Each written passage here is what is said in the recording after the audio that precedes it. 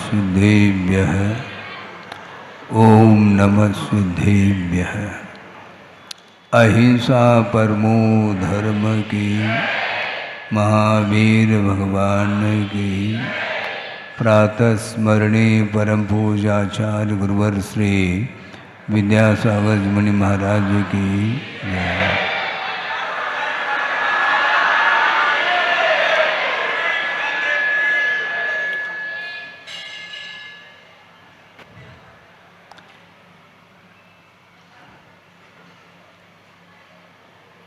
गुरुदेव ने सन 2022 में सिद्ध क्षेत्र कुंडलपुर बड़े बाबा के चरणों में पहुँचे और वहाँ का बहुत प्रतीक्षित व पंच कल्याणक महोत्सव रहा और उसको संपन्न उनके सानिध्य में हुआ, उनके आशीर्वाद से हुआ। उसके पश्चात विहार करते हुए रेहली पटनागंज पहुँचे। वहाँ ग्रीष्मकालीन काल व्यतीत करके और सीधा किधर, हाँ, शिरपुर की ओर उन्होंने विहार किया। और विहार करके हमें ऐसा लगता है कि रेहली पटनागंज से ही शायद उन्होंने संकल्प लिया होगा कि शिरपुर चातुर्मास करने का, और वहाँ जा कर के चातुर्मास संपन्न किया है। कहाँ पर? अंतरिक्ष पार्श्वनाथ महावीर प्रभु रेहली पटनागंज और वहाँ से पुनः पार्श्वनाथ की ओर। और वहाँ के समाज ने और इर्द गिर्द आस पास की जो समाज जनता, उन्होंने निवेदन किए होंगे और उनके निवेदन को, उनकी भावना को देखते हुए उन्होंने वर्षा योग की स्थापना वहीं पर की है।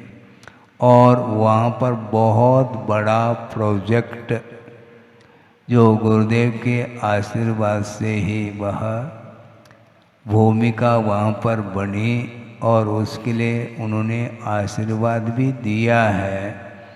और सुनते हैं वहाँ पर एक विशाल शायद सर्वतोभद्र जनालय हो सकता है, उसके लिए उन्होंने आशीर्वाद दिया।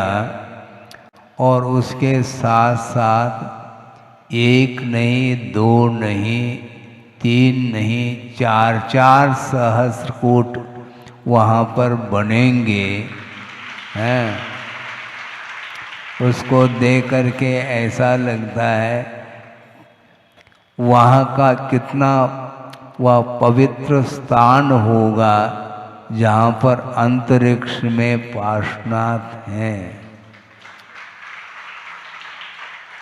और बाधाएं आती हैं पार्श्वनाथ भगवान को केवल ज्ञान प्राप्त करने के लिए। उनके केवल ज्ञान की उत्पत्ति के लिए बहुत सारी बाधाएं आई हैं।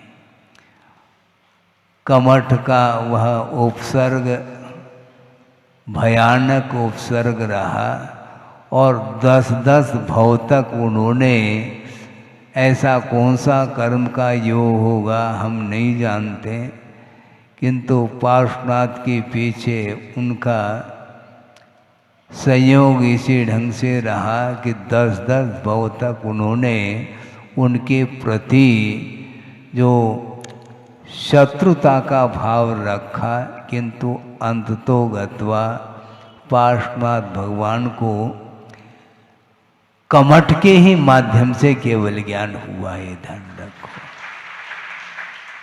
और वह हाइकू मुझे स्मरण में आ रहा है जो गुरुदेव ने दिया है कि वस्तुतः ये कर्म के माध्यम से ही ये संसार चलता है, इसमें और किसी का हाथ नहीं है।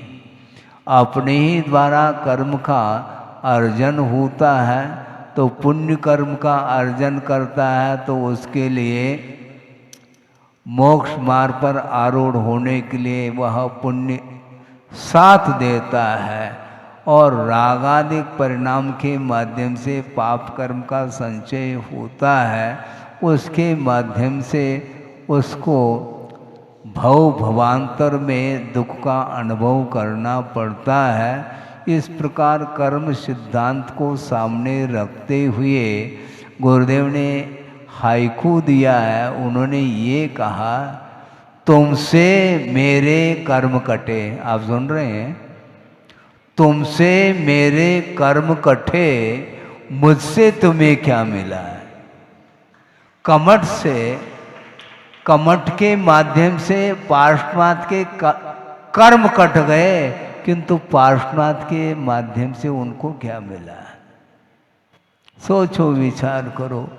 और अंतोगत्वा गुरुदेव ने एक बात बहुत अच्छी कही थी, हमने सुना है किसी व्यक्ति के मुख से। गुरुदेव ने ये कहा कि लास्ट में जा कर के उस कमठ की आंखें खुल गई। 10 भव तक उन्होंने उपसर्ग किया, व्यवधान डाला, किंतु अंतोगत्वा पार्श्वनाथ के समोसरण में उस कमठ को गिफ्ट मिला है। क्या? सम्यक दर्शन की उत्पत्ति हुई उसको। उपसर्ग करने के उपरांत भी उस कमठ को गिफ्ट मिल रहा है, ध्यान रखो।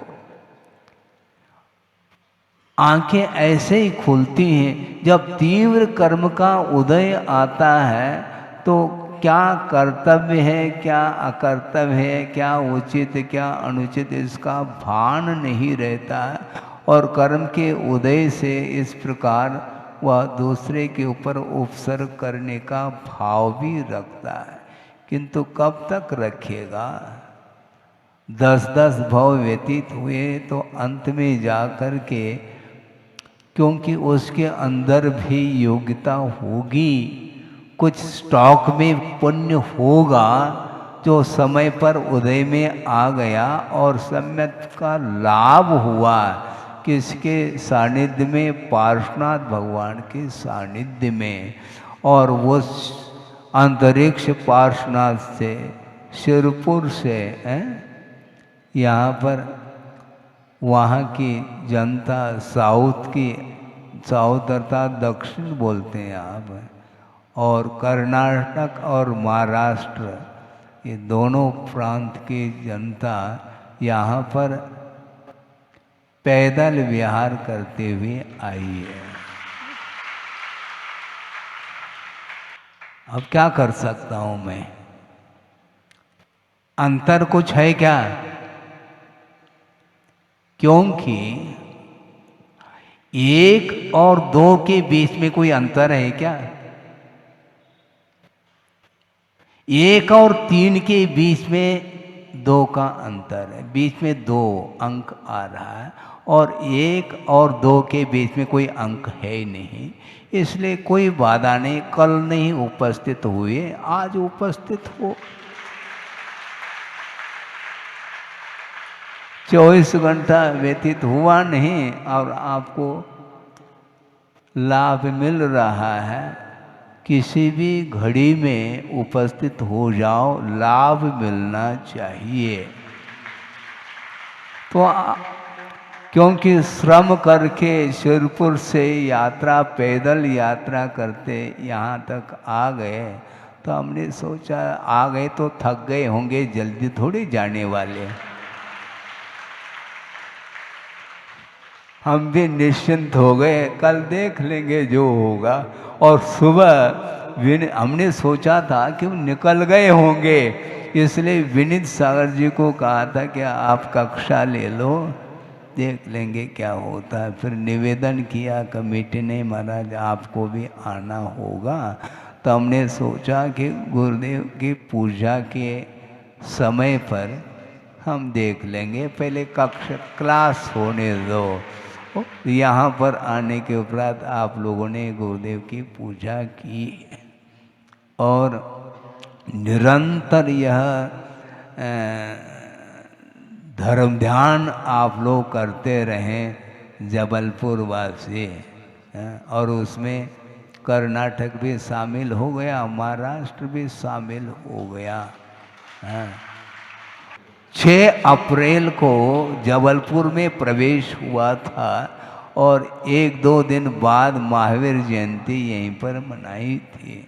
और कल 7 तारीख, पूरे 6 महीने हो गए और निरंतर यह क्रम चल रहा है। प्रतिदिन पुण्य का अर्जन करने वाले कोई न कोई आ ही जाते हैं। सोचो, और एक विशाल जनालय के लिए इसी जबलपुर में तिलवारा घाट में विशाल जनालय बनने जा रहा है। उसके लिए मंगलमय आशीर्वाद गुरुदेव का रहा और वह निरंतर, बीच में जरूर थोड़े से व्यवधान आया, किंतु वह व्यवधान वह कमट जैसा नहीं था, जल्दी दूर हो गया वो व्यवधान। और पूरे कर्मठता के साथ यहाँ के कार्यकर्ता हैं, बहुत सारे कार्यकर्ता हैं, सहयोग देने वाले भी हैं और मेन भी कार्यकर्ता यहाँ पर लगे हैं। वो भी अपने पास आए थे, महाराज बहुत अच्छे ढंग से गति आ रही है। तो हमने कहा कि गति पहले आती है, फिर बाद में प्रगति होती है। इसलिए गति अच्छी तेजी से गति आ जाए तो निश्चित रूप से प्रगति होगी। और निरंतर यहाँ की जनता ने कि निरंतर वह पूरी दिल खोल करके उन्होंने दान की घोषणा की है। उसके माध्यम से अब यह कार्य रोकने वाला नहीं है। और मैं ये समझता हूँ जिन जिन लोगों ने दान की घोषणा की है, ये ध्यान रखो, उन्होंने मंगलाचरण किया है। अभी बहुत कुछ करना है उन्हें। सुन रहे हैं आप? हमने सुना था आधा कमल खिला है, पूरा खिलेगा, एक नहीं, दो नहीं, 3-3 कमल खिलेंगे, कमल ही कमल दिखेंगे। यहाँ पर ध्यान रखो।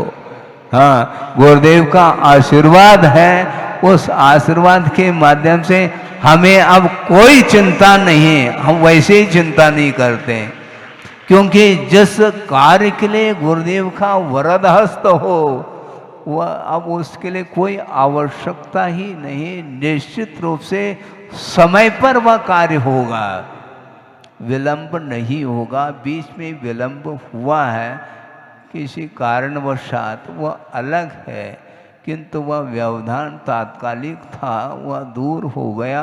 अब बिल्कुल जो ना रात दिन एक करना है। रात दिन एक करेंगे, इसका अर्थ क्या है? आप सोचो कितने घंटे का दिन होता है, बोल देना आप। 24 घंटे का दिन होता है। इसका अर्थ रात भी दिन ही है। 12 घंटे का दिन थोड़ी होता है। होता तो वैसे 12 घंटे के लिए दिन, किंतु 24 घंटे का दिन होता है। इसलिए रात दिन एक करके इस कार्य को सब लोग सहयोग दें और कार्यकर्ता लगे। उनके लिए सहयोग किसका है? सहयोग किसका है? वोट का नहीं, नोट का सहयोग है। अपने आप समर्थन जहाँ है वहाँ पर वह धन बरसेगा। और गुरुदेव ने सबके लिए आशीर्वाद दिया, विश्व के लिए आशीर्वाद दिया। और इस प्रकार के शिरपुर में भी, वहाँ पर भी जनालय बनने जा रहा है, यहाँ पर भी बन रहा है, सागर में भी बन रहा है, भोपाल में भी, विदिशा में भी, रेहली, पटनागंज, अनेक स्थानों पर हैं। और चंद्रगिरी जो डोंगरगढ़ है वहाँ पर भी वह कार्य चालू है। इस प्रकार स्थान स्थान पर बहुत सारे स्थान हैं जहाँ पर सहस्त्रकूट की भी रचना हो रही है और विशाल जिनालय का भी निर्माण हो रहा है। ये सारा का सारा कार्य गुरुदेव के माध्यम से हो रहा है।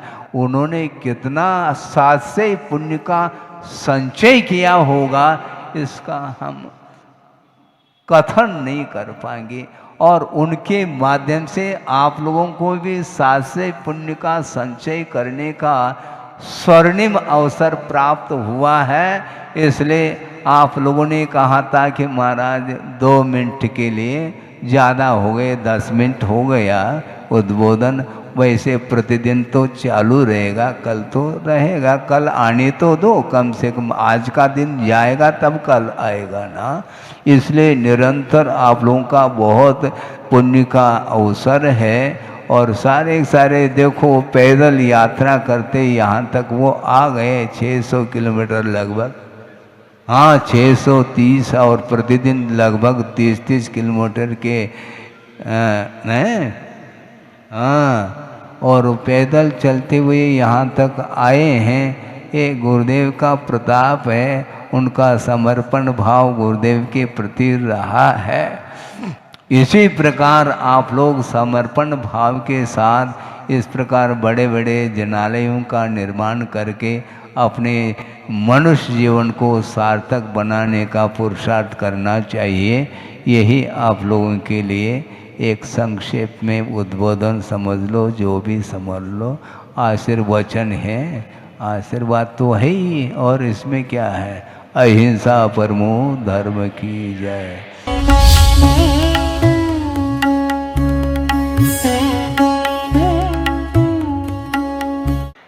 ओम नमः सिद्धेभ्यः, ओम नमः सिद्धेभ्यः।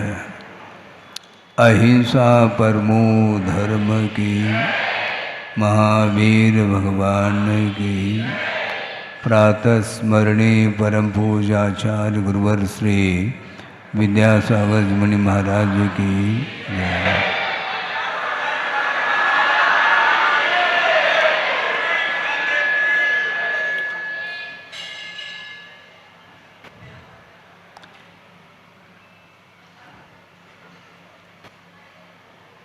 गुरुदेव ने सन 2022 में सिद्ध क्षेत्र कुंडलपुर बड़े बाबा के चरणों में पहुँचे और वहाँ का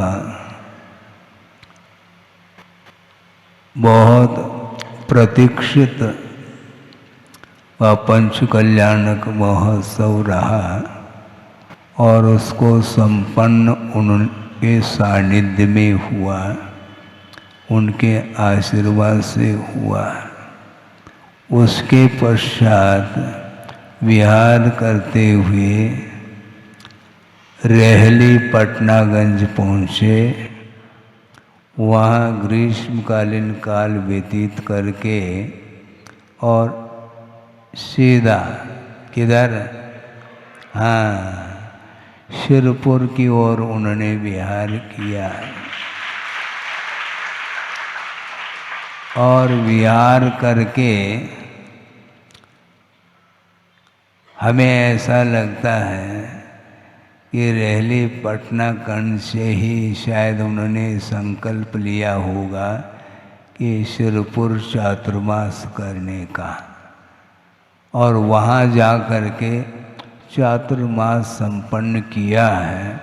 कहाँ पर, अंतरिक्ष पार्श्वनाथ महावीर प्रभु रेहली पटनागंज और वहाँ से पुनः पार्श्वनाथ की ओर। और वहाँ के समाज ने और इर्द गिर्द आस पास की जो समाज जनता उन्होंने निवेदन किए होंगे और उनके निवेदन को, उनकी भावना को देखते हुए उन्होंने वर्षा योग की स्थापना वहीं पर की है। और वहाँ पर बहुत बड़ा प्रोजेक्ट जो गुरुदेव के आशीर्वाद से ही वह भूमिका वहाँ पर बनी और उसके लिए उन्होंने आशीर्वाद भी दिया है। और सुनते हैं वहाँ पर एक विशाल शायद सर्वतोभद्र जनालय हो सकता है, उसके लिए उन्होंने आशीर्वाद दिया। और उसके साथ साथ एक नहीं, दो नहीं, तीन नहीं, 4-4 सहस्त्रकूट वहाँ पर बनेंगे हैं। उसको देख करके ऐसा लगता है वहाँ का कितना वह पवित्र स्थान होगा जहाँ पर अंतरिक्ष में पार्श्वनाथ हैं। और बाधाएं आती हैं पार्श्वनाथ भगवान को केवल ज्ञान प्राप्त करने के लिए। उनके केवल ज्ञान की उत्पत्ति के लिए बहुत सारी बाधाएं आई हैं। कमठ का वह उपसर्ग भयानक उपसर्ग रहा और 10-10 भव तक उन्होंने, ऐसा कौन सा कर्म का योग होगा हम नहीं जानते, किंतु पार्श्वनाथ के पीछे उनका संयोग इसी ढंग से रहा कि 10-10 भव तक उन्होंने उनके प्रति जो शत्रुता का भाव रखा, किंतु अंततो गत्वा पार्श्वनाथ भगवान को कमठ के ही माध्यम से केवल ज्ञान हुआ है, ध्यान रखो। और वह हाइकू मुझे स्मरण में आ रहा है जो गुरुदेव ने दिया है कि वस्तुतः ये कर्म के माध्यम से ही ये संसार चलता है, इसमें और किसी का हाथ नहीं है। अपने ही द्वारा कर्म का अर्जन होता है, तो पुण्य कर्म का अर्जन करता है तो उसके लिए मोक्ष मार्ग पर आरूढ़ होने के लिए वह पुण्य साथ देता है। और रागादिक परिणाम के माध्यम से पाप कर्म का संचय होता है, उसके माध्यम से उसको भव भवांतर में दुख का अनुभव करना पड़ता है। इस प्रकार कर्म सिद्धांत को सामने रखते हुए गुरुदेव ने हाइकू दिया है। उन्होंने ये कहा, तुमसे मेरे कर्म कटे। आप सुन रहे हैं? तुमसे मेरे कर्म कटे, मुझसे तुम्हें क्या मिला है। कमठ से, कमठ के माध्यम से पार्श्वनाथ के कर्म कट गए, किंतु पार्श्वनाथ के माध्यम से उनको क्या मिला। सोचो, विचार करो। और अंतोगत्वा गुरुदेव ने एक बात बहुत अच्छी कही थी, हमने सुना है किसी व्यक्ति के मुख से। गुरुदेव ने ये कहा कि लास्ट में जा कर के उस कमठ की आंखें खुल गई। 10 भव तक उन्होंने उपसर्ग किया, व्यवधान डाला, किंतु अंतोगत्वा पार्श्वनाथ के समोसरण में उस कमठ को गिफ्ट मिला है। क्या? सम्यक दर्शन की उत्पत्ति हुई उसको। उपसर्ग करने के उपरांत भी उस कमठ को गिफ्ट मिल रहा है, ध्यान रखो। आंखें ऐसे ही खुलती हैं जब तीव्र कर्म का उदय आता है। तो क्या कर्तव्य है, क्या अकर्तव्य है, क्या उचित क्या अनुचित, इसका भान नहीं रहता है। और कर्म के उदय से इस प्रकार वह दूसरे के ऊपर उपसर्ग करने का भाव भी रखता है, किंतु कब तक रखेगा। 10-10 भव व्यतीत हुए तो अंत में जा कर के, क्योंकि उसके अंदर भी योग्यता होगी, कुछ स्टॉक में पुण्य होगा जो समय पर उदय में आ गया और सम्यक का लाभ हुआ किसके सानिध्य में, पार्श्वनाथ भगवान के सानिध्य में। और वो अंतरिक्ष पार्श्वनाथ से, शिरपुर से यहाँ पर वहाँ की जनता, साउथ अर्थात दक्षिण बोलते हैं यहाँ पर, और कर्नाटक और महाराष्ट्र, ये दोनों प्रांत की जनता यहाँ पर पैदल विहार करते हुए आई है। अब क्या कर सकता हूँ मैं, अंतर कुछ है क्या? क्योंकि 1 और 2 के बीच में कोई अंतर है क्या? 1 और 3 के बीच में 2 का अंतर है, बीच में 2 अंक आ रहा है, और 1 और 2 के बीच में कोई अंक है ही नहीं, इसलिए कोई बाधा नहीं। कल नहीं उपस्थित हुए, आज उपस्थित हो।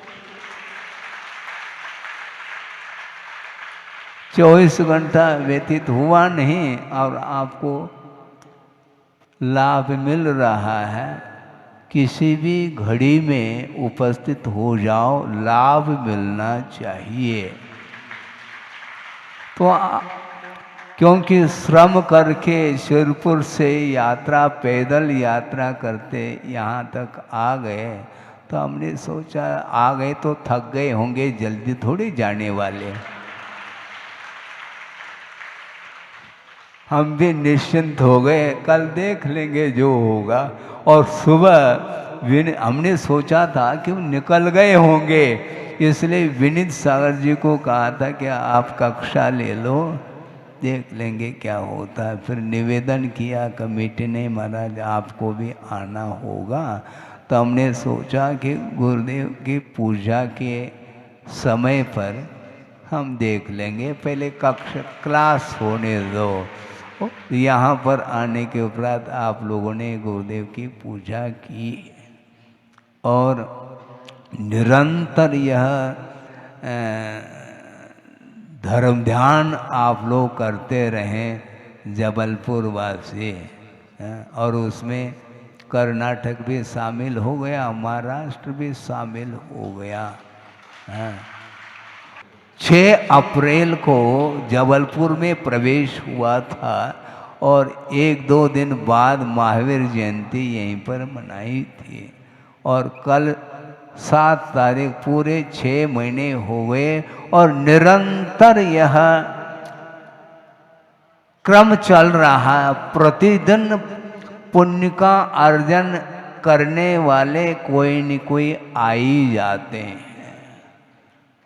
सोचो, और एक विशाल जनालय के लिए इसी जबलपुर में तिलवारा घाट में विशाल जनालय बनने जा रहा है। उसके लिए मंगलमय आशीर्वाद गुरुदेव का रहा और वह निरंतर, बीच में जरूर थोड़े से व्यवधान आया, किंतु वह व्यवधान वह कमट जैसा नहीं था, जल्दी दूर हो गया वो व्यवधान। और पूरे कर्मठता के साथ यहाँ के कार्यकर्ता हैं, बहुत सारे कार्यकर्ता हैं, सहयोग देने वाले भी हैं और मेन भी कार्यकर्ता यहाँ पर लगे हैं। वो भी अपने पास आए थे, महाराज बहुत अच्छे ढंग से गति आ रही है। तो हमने कहा कि गति पहले आती है, फिर बाद में प्रगति होती है, इसलिए गति अच्छी तेजी से गति आ जाए तो निश्चित रूप से प्रगति होगी। और निरंतर यहाँ की जनता ने कि निरंतर वह पूरी दिल खोल करके उन्होंने दान की घोषणा की है, उसके माध्यम से अब यह कार्य रोकने वाला नहीं है। और मैं ये समझता हूँ जिन जिन लोगों ने दान की घोषणा की है, ये ध्यान रखो उन्होंने मंगलाचरण किया है, अभी बहुत कुछ करना है उन्हें। सुन रहे हैं आप? हमने सुना था आधा कमल खिला है, पूरा खिलेगा, एक ने दो ने तीन तीन कमल खिलेंगे, कमल ही कमल दिखेंगे। यहाँ पर ध्यान रखो। हाँ, गुरुदेव का आशीर्वाद है, उस आशीर्वाद के माध्यम से हमें अब कोई चिंता नहीं, हम वैसे ही चिंता नहीं करते, क्योंकि जिस कार्य के लिए गुरुदेव का वरद हस्त हो वह अब उसके लिए कोई आवश्यकता ही नहीं। निश्चित रूप से समय पर वह कार्य होगा, विलंब नहीं होगा। बीच में विलंब हुआ है किसी कारणवशात, वह अलग है, किंतु वह व्यवधान तात्कालिक था, वह दूर हो गया। अब बिल्कुल जो ना रात दिन एक करना है, रात दिन एक करेंगे, इसका अर्थ क्या है? आप सोचो कितने घंटे का दिन होता है, बोल देना आप। 24 घंटे का दिन होता है, इसका अर्थ रात भी दिन ही है। 12 घंटे का दिन थोड़ी होता है, होता तो वैसे 12 घंटे के लिए दिन, किंतु 24 घंटे का दिन होता है। इसलिए रात दिन एक करके इस कार्य को सब लोग सहयोग दें और कार्यकर्ता लगे, उनके लिए सहयोग किसका है? सहयोग किसका है? वोट का नहीं, नोट का सहयोग है। अपने आप समर्थन जहाँ है वहाँ पर वह धन बरसेगा। और गुरुदेव ने सबके लिए आशीर्वाद दिया, विश्व के लिए आशीर्वाद दिया। और इस प्रकार के शिरपुर में भी, वहाँ पर भी जनालय बनने जा रहा है, यहाँ पर भी बन रहा है, सागर में भी बन रहा है, भोपाल में भी, विदिशा में भी, रेहली, पटनागंज, अनेक स्थानों पर हैं। और चंद्रगिरी जो डोंगरगढ़ है वहाँ पर भी वह कार्य चालू है। इस प्रकार स्थान स्थान पर बहुत सारे स्थान हैं जहाँ पर सहस्त्रकूट की भी रचना हो रही है और विशाल जिनालय का भी निर्माण हो रहा है। ये सारा का सारा कार्य गुरुदेव के माध्यम से हो रहा है। उन्होंने कितना सात्सय पुण्य का संचय किया होगा, इसका हम कथन नहीं कर पाएंगे। और उनके माध्यम से आप लोगों को भी सात्सय पुण्य का संचय करने का स्वर्णिम अवसर प्राप्त हुआ है। इसलिए आप लोगों ने कहा था कि महाराज 2 मिनट के लिए ज़्यादा हो गए, 10 मिनट हो गया उद्बोधन। वैसे प्रतिदिन तो चालू रहेगा, कल तो रहेगा, कल आने तो दो, कम से कम आज का दिन जाएगा तब कल आएगा ना। इसलिए निरंतर आप लोगों का बहुत पुण्य का अवसर है। और सारे सारे देखो पैदल यात्रा करते यहाँ तक वो आ गए 600 किलोमीटर लगभग, हाँ 630, और प्रतिदिन लगभग 30-30 किलोमीटर के हाँ, और पैदल चलते हुए यहाँ तक आए हैं। ये गुरुदेव का प्रताप है, उनका समर्पण भाव गुरुदेव के प्रति रहा है। इसी प्रकार आप लोग समर्पण भाव के साथ इस प्रकार बड़े बड़े जिनालयों का निर्माण करके अपने मनुष्य जीवन को सार्थक बनाने का पुरुषार्थ करना चाहिए। यही आप लोगों के लिए एक संक्षेप में उद्बोधन समझ लो, जो भी समझ लो। आशीर्वचन है, आशीर्वाद तो है ही, और इसमें क्या है, अहिंसा परमो धर्म की जय। मैं